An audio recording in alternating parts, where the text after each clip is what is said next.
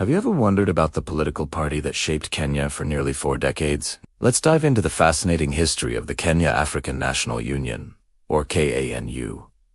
Its story is a journey through independence, power, and transformation. Our story begins not in 1960, but a bit earlier. In 1944, an organization called the Kenya African Study Union was formed. This group soon evolved into the Kenya African Union, or KAU, laying the groundwork for what was to come. Think of KAU as the precursor, the seed from which a political giant would grow. It was a time of rising political consciousness, as Kenyans sought a greater voice in their own land. Then, in 1960, a pivotal moment arrived. The Kenya African National Union, KANU, was officially formed. Emerging directly from the structures of the KAU, the political landscape was electric with the winds of change blowing across the continent. KANU, with its nationalist vision, quickly became the leading force in the struggle for Just 3 years later, in 1963, the dream became a reality.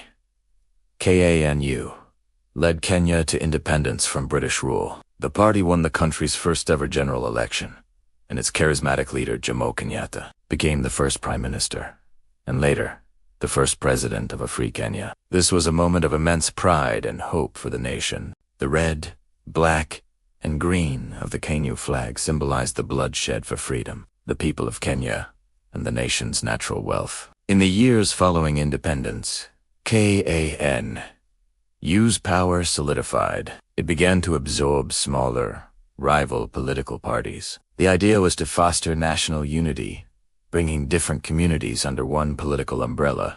While this approach aimed to reduce ethnic divisions, it also led to an increasingly centralized government. Gradually, the space for effective political opposition began to shrink, and KANU became the undisputed dominant force in Kenyan politics.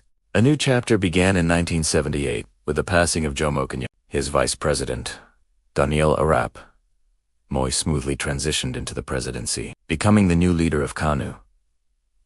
Moi's leadership would usher in a distinct era for both the party and the country. He introduced a populist philosophy known as Nyayo, meaning footsteps in Swahili, pledging to follow in Kenyatta's path. This era took a dramatic turn in 1982. The Kenyan constitution was amended, officially making the country a one-party state.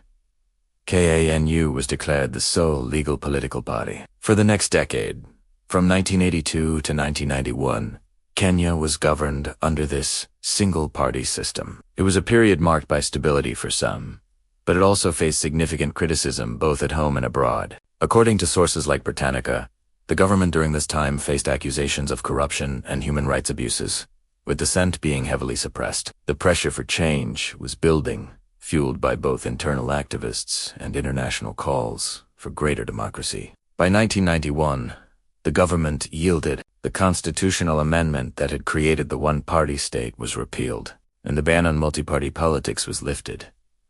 Kenya was once again a multi-party democracy. The very next year, in 1992, the country held its first multi-party elections in over 2 decades. Despite a fragmented opposition, President Moi and KANU managed to secure victory, holding on to power. They would win again in the 1997 elections. But the political landscape was now fundamentally different and far more competitive. The end of KANU's long reign came in the historic general election of 2002.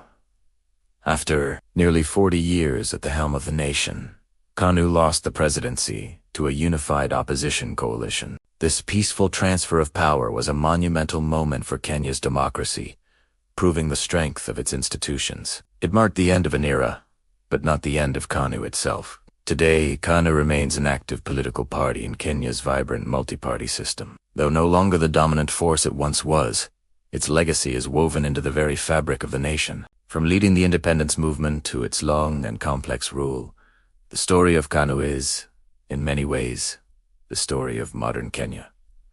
Thanks so much for watching. If you found this history interesting, please give this video a thumbs up and subscribe for more deep dives into the stories that have shaped our world. See you in the next one.